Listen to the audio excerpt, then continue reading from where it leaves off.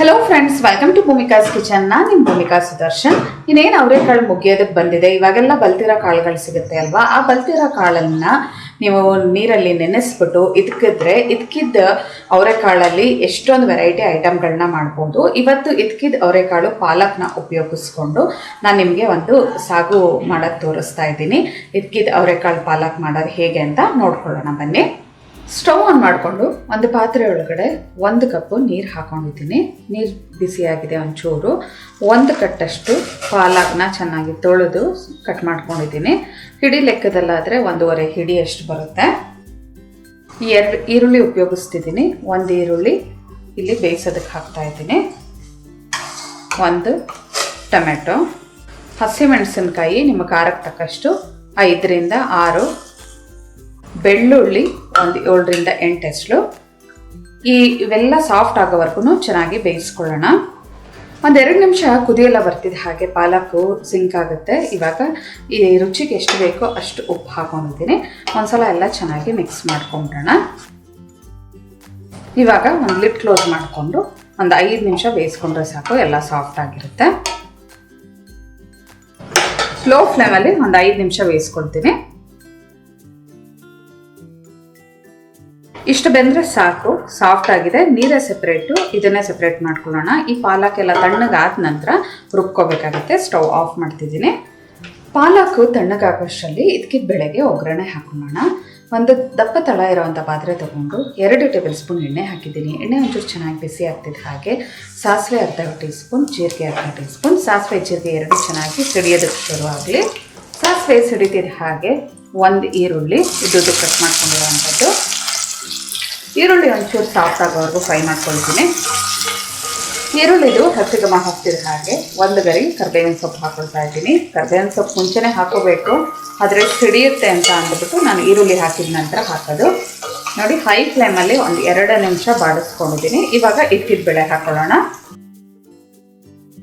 Measuring ಬೌಲಲ್ಲಿ 1 ಕಪ್ಪಷ್ಟು ಇಕ್ಕಿದ ಅವರೆಕಾಳನ್ನ ಹಾಕೊಳ್ತಾ ಇದ್ದೀನಿ. ಈ ಅವರೆಕಾಳು ಹಾಕ್ಕೊಂಡು ಇಕ್ಕಿದ ಅವರೆಕಾಳನ್ನ ಚೆನ್ನಾಗಿ ಬಾಡಿಸ್ಕೋಬೇಕು. ಅದ್ರ ಹಸಿ ಘಮ ಎಲ್ಲ ಹೋಗಬೇಕು. ಒಂದು 2 ನಿಮಿಷ ಇದನ್ನು ಹೀಗೆ ಹೈ ಫ್ಲೇಮಲ್ಲಿ ಬಾಡಿಸ್ಕೊಳ್ತೀನಿ.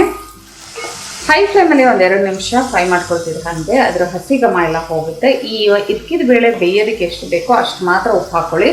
ಪಾಲಕ್ಕಿಗೂ ಉಪ್ಪು ಹಾಕಿರೋದ್ರಿಂದ ಇದಕ್ಕೆ ನೋಡ್ಬಿಟ್ಟು ಒಂದು ಸ್ವಲ್ಪ ಹಾಕೋಬೇಕು. ನೋಡಿ, ಎಲ್ಲ ಒಂದ್ಸಲ ಚೆನ್ನಾಗಿ ಮಿಕ್ಸ್ ಮಾಡ್ಕೊಂಡಿದ್ದೀನಿ.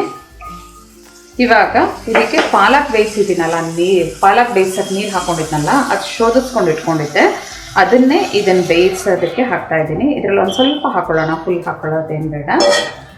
ಇವಾಗ ಲಿಡ್ ಕ್ಲೋಸ್ ಮಾಡಿಕೊಂಡು ಲೋ ಫ್ಲೇಮಲ್ಲಿ ಈ ಒಂದು ಇದ್ಕಿದ ಬೇಳೆ ಸಾಫ್ಟಾಗಿ ಬೇಯೋವರೆಗೂ ಬೇಯಿಸ್ಕೊಳ್ತೀನಿ. ಎಲ್ಲ ಚೆನ್ನಾಗಿ ಮಿಕ್ಸ್ ಮಾಡ್ಕೊಂಡಿದ್ದೀನಿ. ಲಿಡ್ ಕ್ಲೋಸ್ ಮಾಡಿಕೊಂಡು ಲೋ ಫ್ಲೇಮಲ್ಲೇ ಬೇಯಿಸ್ತೀನಿ. ಇವಾಗ ಪಾಲಕ್ನ ರುಬ್ಕೊಂಬಿಡೋಣ.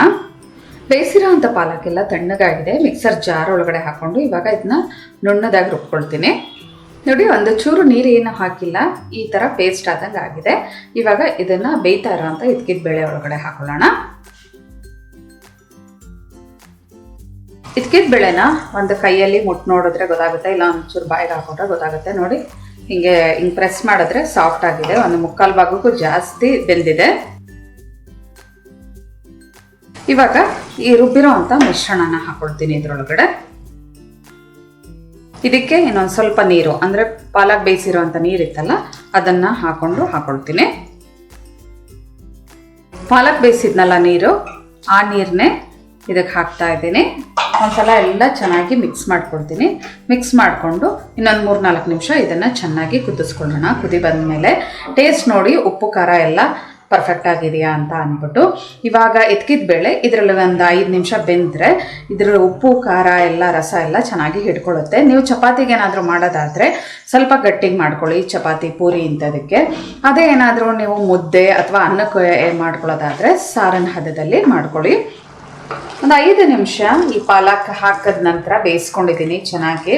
ಕಾಳೆಲ್ಲ ಚೆನ್ನಾಗಿ ಅದ್ರ ಉಪ್ಪು ಖಾರ ಎಲ್ಲ ಹಿಡ್ತಿದೆ ಚೆನ್ನಾಗಿ. ನೋಡಿ, ಈ ಕನ್ಸಿಸ್ಟೆನ್ಸಿ ಪೂರಿ, ಚಪಾತಿ, ರೋಟಿ ಎಲ್ಲದಕ್ಕೂ ಚೆನ್ನಾಗಿರುತ್ತೆ.